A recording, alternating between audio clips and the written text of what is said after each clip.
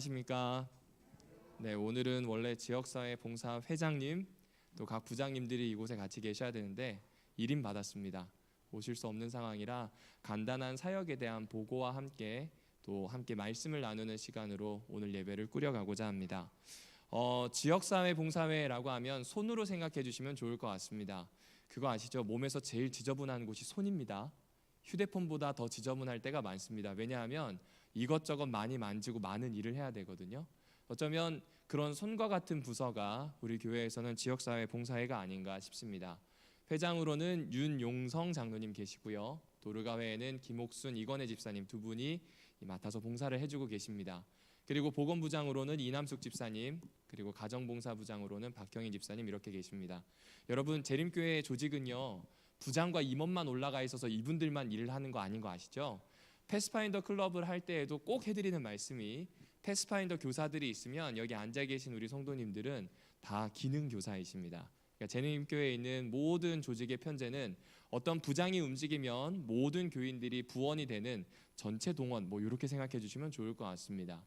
우리를 대표해서 봉사해주고 계신 분들은 이렇습니다. 그 중에 먼저 도르가부 봉사는 이렇습니다. 여기 제가 이 오타가 좀 있기는 한데 음식을 나눕니다. 이 수요일 음식 나누기는 가정봉사부 사역이고요. 건강 음식을 나누는 일을 합니다. 그리고 건강 음식을 나눌 뿐 아니라 월 1회는 이 맛사랑 김치를 가지고 현재까지는 제가 알기로는 5곳 정도로 알고 있습니다. 김치 봉사를 하고 있고요. 그리고 저도 이제 몇 번 심부름을 다녀오긴 했는데 코로나 환우가 있는 가정에 코로나 물품을 배송합니다. 생각보다 알찹니다. 입이 심심할까 싶어서 아몬드를 주시는 경우도 있고요. 월넛을 보내는 경우도 있고 또 필요한 생필품들을 그 가정에 맞도록 최대한 꾸리려고 많이 노력을 해주십니다. 그리고 지난 9월에 있었던 추석 나눔 기억하시죠? 새벽같이 떡을 하셨어요. 새벽 3시에 일어나셔서 떡집에 가서 찾아오시고 또 그때 태풍 온다는 일기 때문에 참 고민을 많이 하시더라고요. 그리고 160여 곳에 이 근처에 있는 공장 아니면 업체부터 시작해서 읍사무소 그리고 우리와 연결되어 있는 이웃들에게 정을 좀 나누는 시간을 준비해 주신 부서가 도르가 부서라고 보아주시면 됩니다. 지금 여기에 보고되지 않은 사역이 하나 있습니다. 효도관광입니다. 이건 아직 이루어지지 않아서 여기에 넣지 않았습니다. 그러니까 지역사회와 끈을 연결하고 함께 할 수 있는 방법을 찾고자 혹은 구도자와 연결할 때 아주 부드러운 다리를 놓을 수 있는 사역을 하는 곳이 도르가회다라고 생각해 주시면 좋을 것 같습니다. 도르가회에서 하고 있는 봉사 사진인데요. 사진이 좀 많지는 않더라고요. 보게 되면 지금 김옥순 집사님이 코로나 물품을 나르는 사역, 그리고 바로 옆에 보시면 그 9월달 우리 추석 때 물품을 나누기 위해서 읍사무소 그리고 가정 앞에다가 이 떡이 담겨 있는 봉투를 걸어 놓은 그런 사진으로 보시면 될 것 같습니다. 보건부는 지금 확인을 해봤는데 코로나 때 활동이 거의 없었다, 죄송하다 이렇게 말씀을 해주셨고요. 23년도에 더 나은 계획으로 돌아오기로 말씀을 해주셨습니다. 그러면 이제 가정봉사부를 볼까요? 가정봉사부는 가정돌봄 사역을 위해서 사실 하고 있습니다. 사실 가정봉사부는 지금 우리 교회에서 가장 많이 하고 있는 게 수요일에 음식, 특별히 반찬을 만들어서 나눠주시는 건데 제가 알기로 6가정에서 지금 10여 가정으로 는 것으로 알고 있습니다. 그리고 이 외에도 영아와 유아를 위한 사역도 있습니다. 어린이 봉헌식과 이후의 가정들이 교회와 연결되는 것, 그리고 이 5월달이 지나게 되면서 가정마다 함께 할 수 있는 기회를 만드는 사역을 창안하고 또 같이 나누는 게 가정봉사부 사역에서 있습니다. 올해는 대표적으로 이 했던 사역들이 반찬 나눔입니다. 왜냐하면 코로나에서 아직 완벽하게 회복되지가 않아서 음식을 나누어서 대면 혹은 비대면으로 나누는 일을 꾸준히 해오고 계셨습니다. 사진을 보면 이렇습니다. 네, 여기 집사님들이 나와 있는 사진 있죠. 음식을 하시고 준비하시고 어디 갈지 또 인원 나누시고 그렇게 음식을 나누러 출발하셔서 이렇게 이웃들에게 음식을 전달해 주십니다. 어떤 방식으로 이루어지는지를 한번 찍어달라고 부탁을 드렸더니 이렇게 해오셨어요. 보이시나요? 제가 이 교회에 있을 때 지금 웬만하면 교회에 있으면서 이제 사역을 하고 있거든요. 그런데 꼭 월요일이나 혹은 화요일이 되면 웅성웅성합니다. 집사님들이 이제 음식을 가지고 오셔서 준비를 하기 위해서 손질하고 또 넣는 과정을 겪습니다. 자, 그 다음에 이렇게 조리를 하시죠.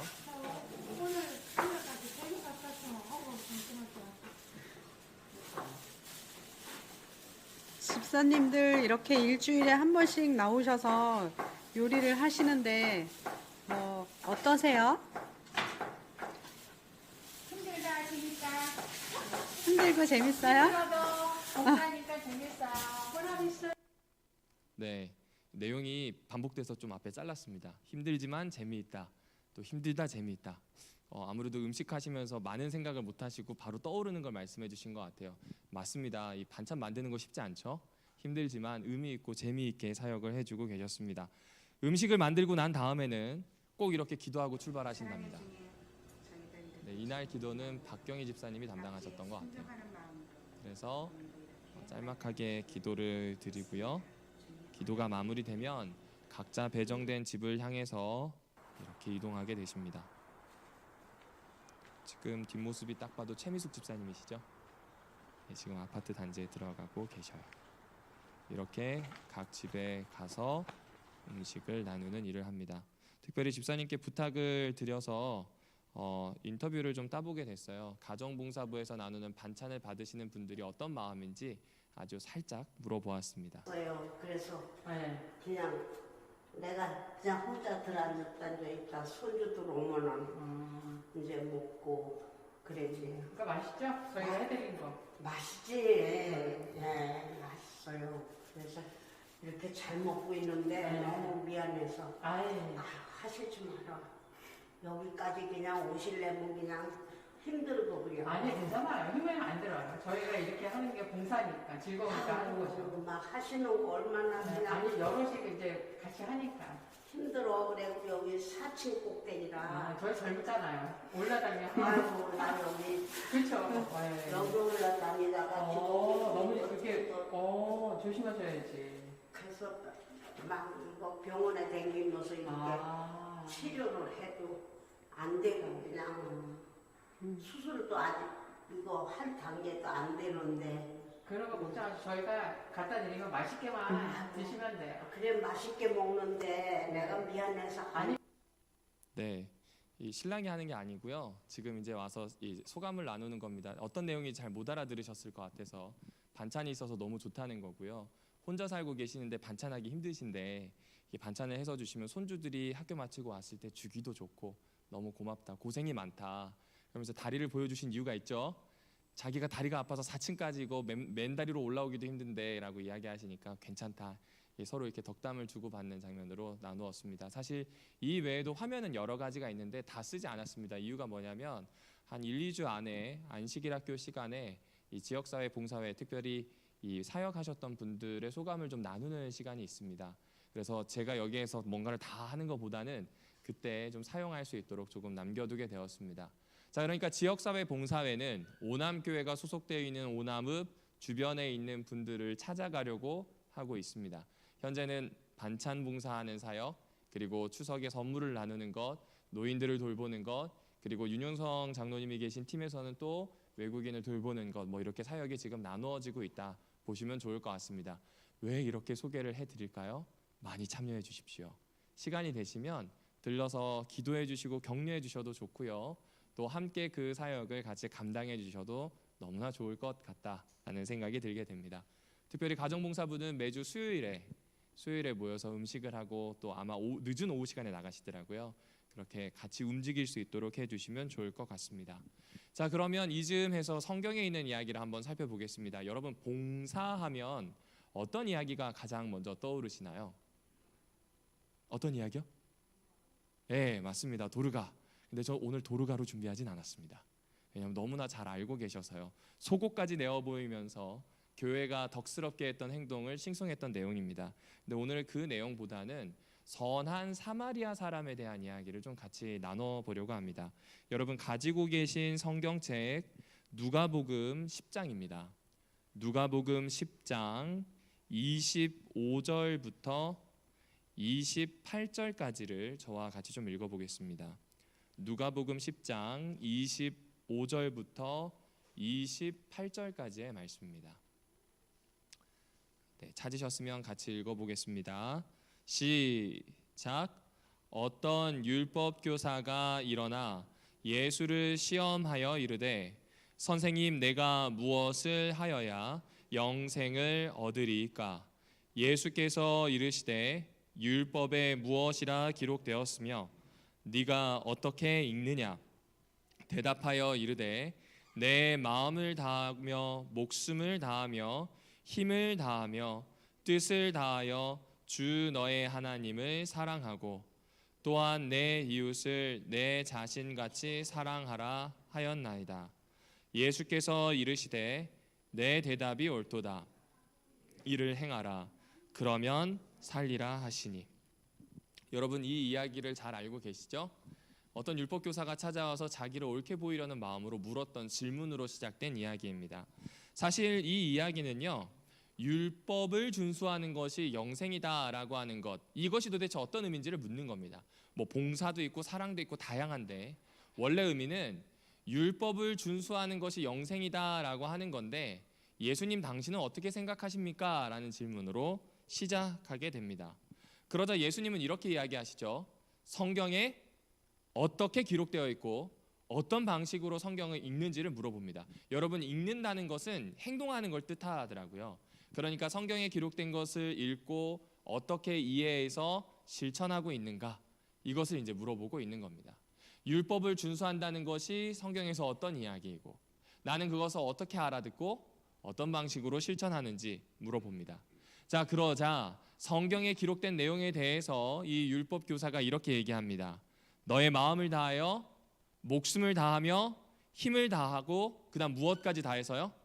뜻을 다해서요. 여기에 보시게 되면 마음, 목숨, 힘 이런 것들은 우리에게 주어져 있는 것들이거든요. 그런데 뜻은 주어진 것이기보다는 내가 품는 겁니다.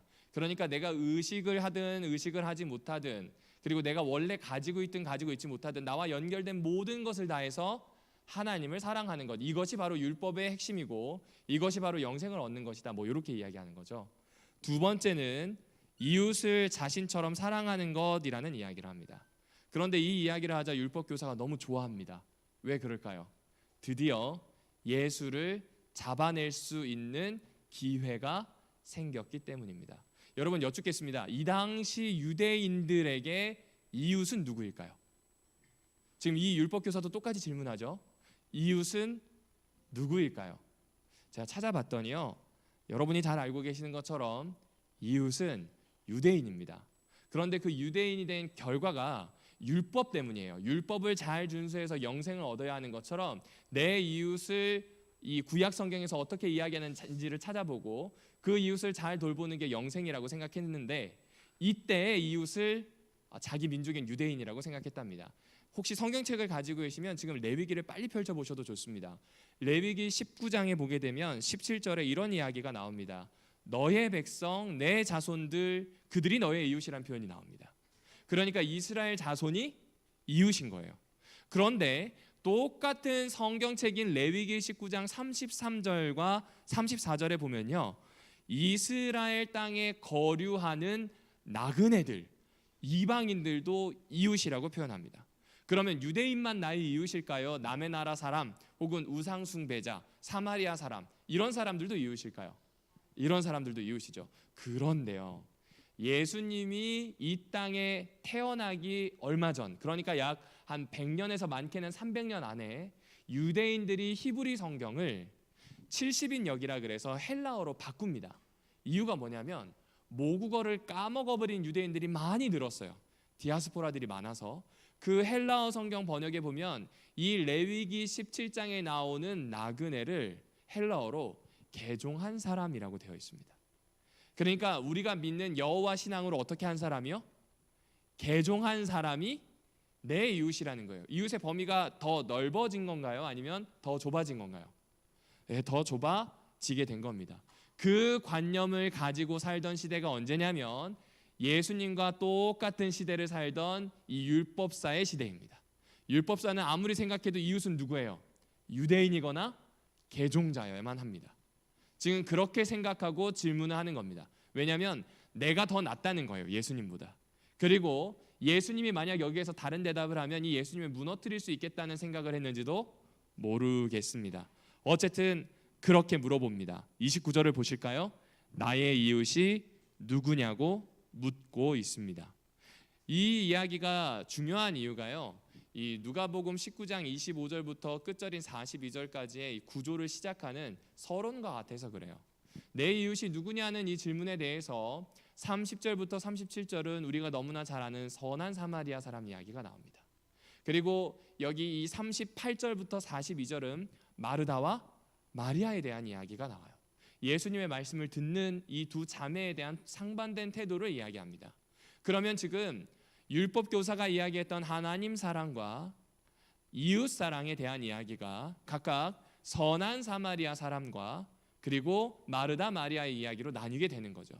내 이웃이 누구인가라는 질문에 예수님이 직접적으로 선한 사마리아인의 이야기를 시작하니 선한 사마리아인은 이웃 사랑에 대한 것을 우리에게 알려준다는 겁니다. 왜 이렇게 생각하시잖아요. 이웃을 어떻게 사랑해야 하는가? 우리가 기독교의 가르침에서 자꾸 나오는 이웃 사랑을 어떻게 해야 될지 고민한다면 어디로 가야 할까요? 선한 사마리아인 이야기로 가면 됩니다. 그러면 그와 상반된 두 여인에 대한 이야기, 마르다와 마리아의 이 봉사를 두고 하는 논쟁에 대한 이야기는 하나님 사랑에 대한 이야기겠죠. 이제 그렇게 보시면 될 것 같습니다. 다시 이야기로 들어가 보겠습니다. 여기에 보시면 예수님이 어떤 사람이라는 이야기로 시작합니다. 여러분 누가복음에만 나오는 독특한 표현인데요. 이거는 이제부터 이야기가 시작되어 그럴 법하고 우리에게 연결되어 있는 꽤 연결되어 있는 이야기가 이제 시작합니다라는 뜻입니다. 그런데 이 어떤 사람이 여리고로 내려가다가 강도를 만났는데 물건도 다 뺏기면 괜찮은데 물건 다 뺏기고 난 다음에 엄청 맞았나 봐요.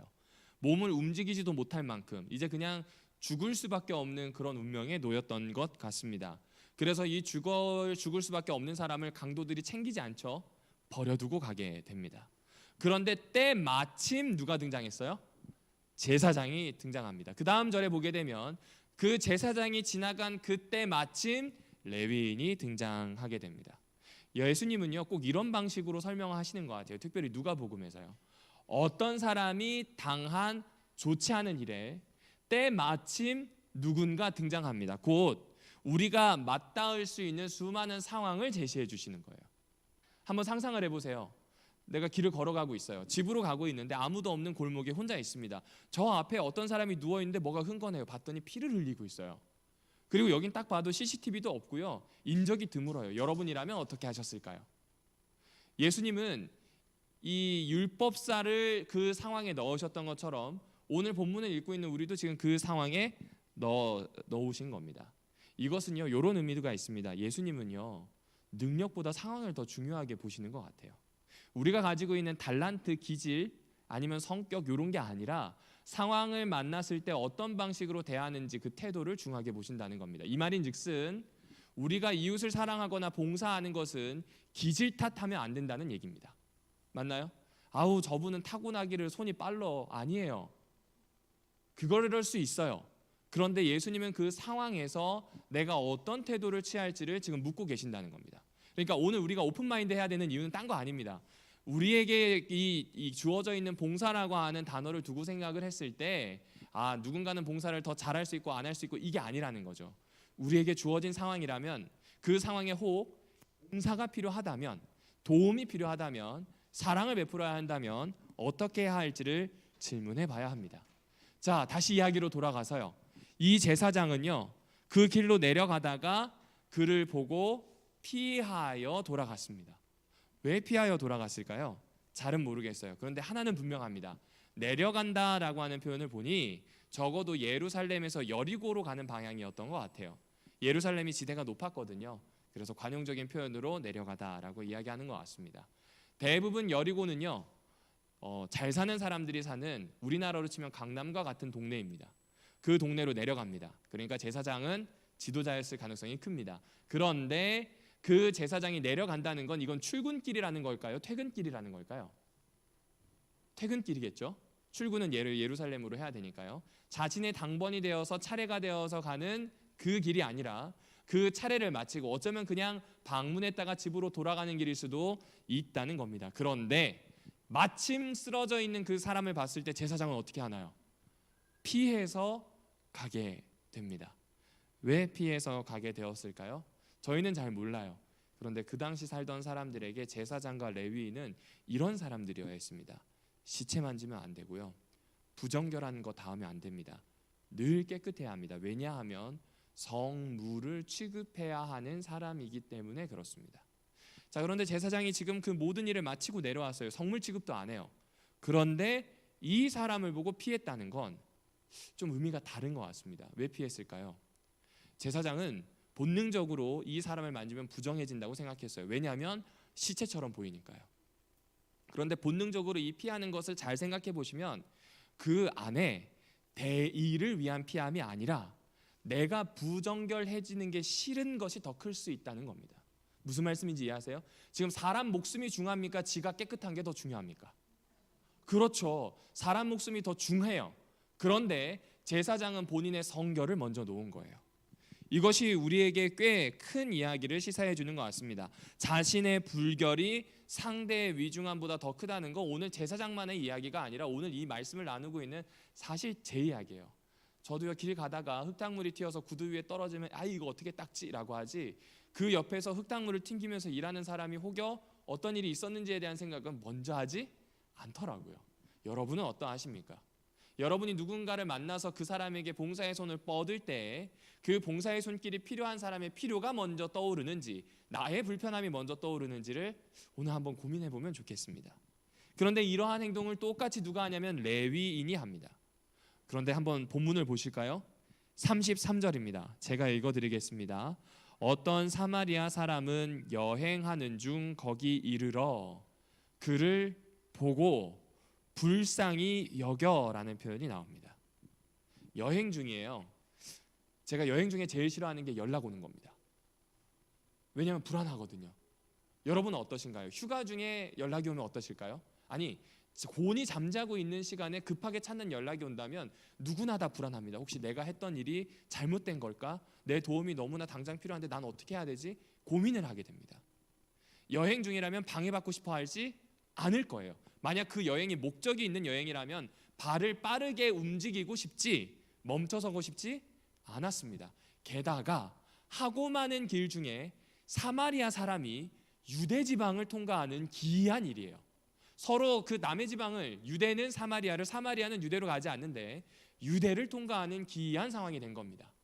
이 상황에서 유대인이 쓰러져 있는 게 눈에 떡하니 보여요. 유대인들은 사마리아 사람들을 개로 여겼습니다.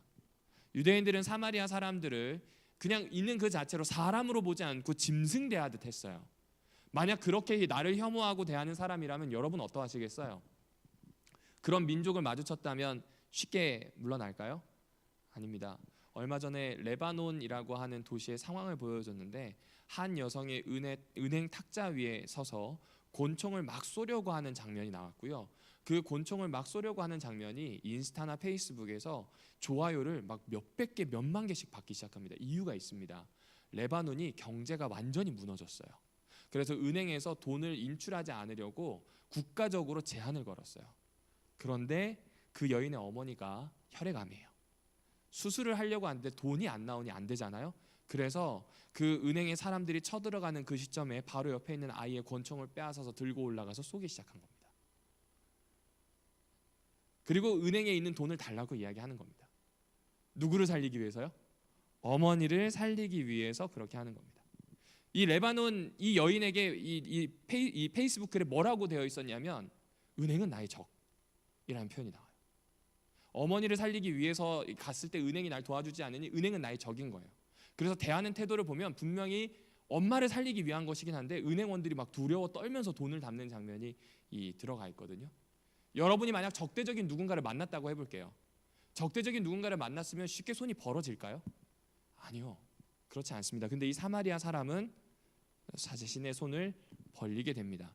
불편함과 증오를 넘어서서 이 사람에게 자비를 베풀게 됩니다. 그래서 후반부에 보게 되면 누가 진정한 이웃이냐라고 묻는 질문에 율법사는 변할 수 없이 이 자비를 베푼 사마리아 사람이라고 이야기합니다. 그러니까 이웃은요, 고정적인 게 아닌 것 같네요. 그렇죠? 이웃은 고정적으로 존재하는 게 아니에요. 제가 살고 있는 집에서 반경 한 1km 안에 있는 사람이 이웃일까요? 저랑 연락을 자주 하고 서로 돕고 서로 이익이 되는 걸 도모하는 사람이 이웃일까요?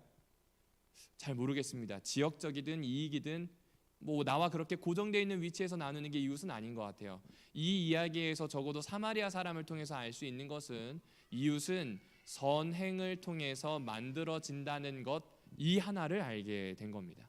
그러니까 이웃은 고정된 존재가 아니라 되는 것, 만들어지는 것이라는 이야기를 여기에서 들려주고 있는 겁니다. 여러분, 여기에서 단순히 원수를 사랑하라라고 하는 이야기를 사마리아 사람이 하는 게 아니에요. 사마리아 사람은요, 지금 이 맞닥뜨리게 되었을 때 이 사람이 누군지도 모릅니다. 생각지도 못한 사람이에요. 방금 말씀드렸던 것처럼 생각지도 못한 사람입니다. 그런데 나의 도움이 필요하다면 손을 내밀어 보는 거죠. 한 번은 제가 자전거 여행을 할 때였습니다. 저희 과 동기 4명과 함께 서울에서 출발해서 제주도까지 가자. 그리고 그 친구들 중에 2명은 한계령까지 올라가서 한계령을 넘어서 서울로 오기로 계획을 했습니다. 전 거기까지는 자신이 없어서 이 서해안을 타고 쭉 내려가는 여행을 하게 됐습니다. 그런데 남자 4사람을 받아주는 식당이 없습니다. 무슨 얘기냐면 저희가 대학생이니까 돈이 없잖아요. 이렇게 밥을 먹어보자. 찌개는 2개 시키고 밥 공기를 4개 시키자. 말이 됩니까? 안 됩니까?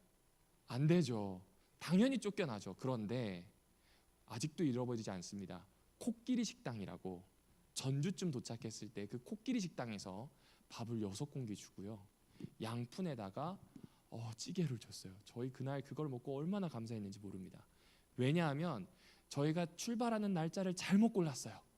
저희가 출발하고 3일 후에 서해 지역 있잖아요. 서해 지역에 이 충청도랑 전라도에 장마 전선이 아주 강하게 형성이 됐습니다. 비를 얼마나 맞았는지 옷이 딱 달라붙어서 살이 다 보일 만큼, 그 까만 옷이 그렇게 돼서 들어간 거예요. 냄새 나겠죠. 남자 4시예요. 저녁 8시에 거의 장사 끝날 무렵에 들어간 고객입니다. 그런데 고객이 고객 같지도 않은 말도 안 되는 요구를 하는 고객인데 그 사장님이 아직도 잃어버리지 않습니다. 허리가 약간 구부정한 할머니 사장님이셨는데 음식을 주셨어요. 불쌍했는지 저희한테 어디 가면 어디서 잘 수 있다고 알려주시더라고요.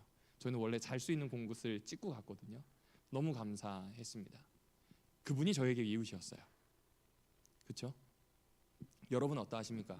고정되어 있는 사람이 아니라, 나와 가깝고 지리적으로 가까운 사람이 이웃이 아니라 선행을 할 수 있는 사람, 되어줄 수 있는 사람, 이웃이 되어줄 수 있는 그 사람이 진짜 이웃이다라고 이야기하고 있는 겁니다.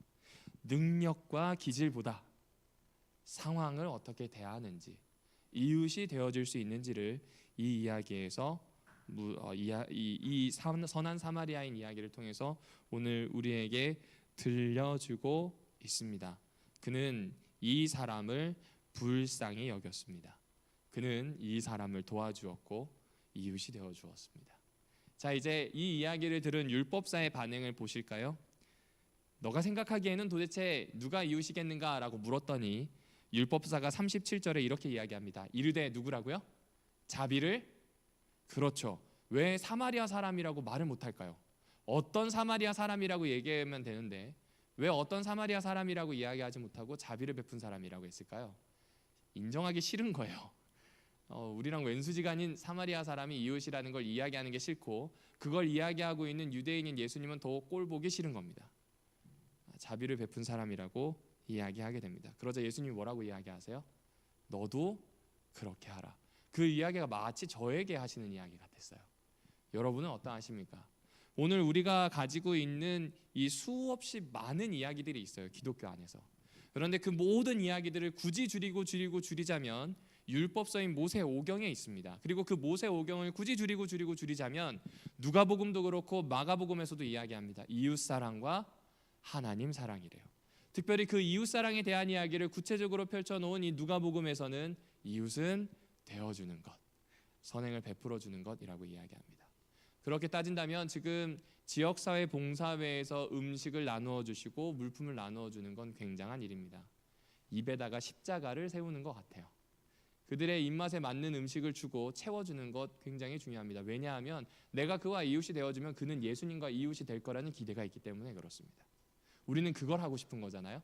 그런데 조금 더 생각해 보면 아무리 그 입에다 먹여줘도 결심을 안 합니다. 그렇죠? 아무리 뭔가를 도와줘도요 결심을 안 합니다. 특별히 외국인 사역할 때 그게 애환이라고 말씀하시는 걸 들은 적이 있습니다. 여러분 어떠십니까? 이러면 계속 이 봉사 해야 될까요? 말아야 할까요? 해야 합니다. 왜 그럴까요? 예수님은 사실 선한 사마리아인처럼 내가 살기를 바라는 거지, 누군가 나에게 그 이웃이 되어주는 것보다 내가 그 이웃이 되는 걸 더 바라고 계시기 때문인 것 같습니다. 예수님께서 우리에게 알려주신 이웃사랑의 그 정의를 이제 배웠다면 너도 이와 같이 하라 라고 하는 그 명령대로 움직일 수 있으면 좋겠다 하는 생각이 듭니다. 여러 인물이 있지만 이 인물을 그냥 소개하고 오늘 이야기를 마무리하려고 합니다. 어떤 사람이 좋은 이웃일까요? 대부분 그 이야기를 하면 필요를 채워주는 사람이라고 이야기합니다. 그러면 필요를 어떻게 채워줄까요? 역지사지, 입장을 바꿀 줄 알아야 됩니다. 대부분의 도움은 내가 이 사람에게 필요할 것이라고 생각해서 채워줍니다. 근데 죄송하지만 이건 유년기가 지나기 전에 유효합니다. 유년기가 지나고 난 다음에 아이의 마음과 상관없는 선물을 하면 되려 역공을 받기 쉽습니다. 각각 원하는 게 있고요, 각각 생각하는 게 다르기 때문입니다. 봉사하시다 보면 많이 느끼시죠? 여기 이 해리 왕자는요, 영국 왕실에서 가장 사람들에게 평이 좋은 이 왕족입니다. 왜냐하면요, 이 사람은 갔을 때 어줍지 않은 위로 혹은 엄청난 선물 공세 안 합니다. 이 10년 동안 공군 조종사로 복무를 했는데 이 일이 끝난 다음에 자신은 앞으로 몸이 아픈 장애인이나 부상당한 병사들을 위해서 평생을 살고 싶다는 이야기를 합니다. 그래서 이 봉사를 하기 위해서 군병원에 가게 되면 막 기자들이 따라오잖아요. 그럼 대부분의 왕족들은 선물을 주고 그 선물을 주는 것을 사진을 찍는데 해리는 선물 없이 간대요. 이 해리 왕자는 선물 없이 가서 부상병 옆에 앉습니다. 지금 쥐레를 밟아서 다리가 없어진 병사거든요. 그런데 보십시오. 입을 열고 있나요? 다물고 있나요? 다물고 있어요. 자세를 보실까요? 부상병과 같은 눈높이의 똑같은 자세입니다. 심리적으로 사람은 비슷한 자세를 취하면 위로를 받는답니다. 100마디 말보다 한 번의 행동이, 한 번의 헤아림이 훨씬 더 나을 수 있다는 거죠. 여러분이 하고 계신 봉사의 사역에 가열차게 힘을 다해 주시면 좋겠습니다. 그 힘은 뭔가를 열심히 하려는 노력이 아니라 상대를 듣고자 하는 마음, 상대와 같은 마음으로 같은 자세로 함께 이야기 나누려고 하는 그 마음이라면 어쩌면 예수님이 그렇게도 바랬던 선한 사마리아인, 예수님이 그렇게 정의하고 싶으셨고 가르치고 싶으셨고 살도록 하고 싶으셨던 이웃이 되어주는 사람, 이웃에게 선행을 하는 사람, 그런 그리스도인으로 살 수 있지 않을까 하는 생각이 됩니다. 모쪼록 오남교회 성도 여러분들이시여, 우리 예수님의 명령을 쫓아서 그런 봉사에 한 발 한 발 더 다가가기를 원합니다. 그리고 좋은 이웃으로 이 지역에서 또 우리 가족들에게 다가갈 수 있으면 좋겠습니다.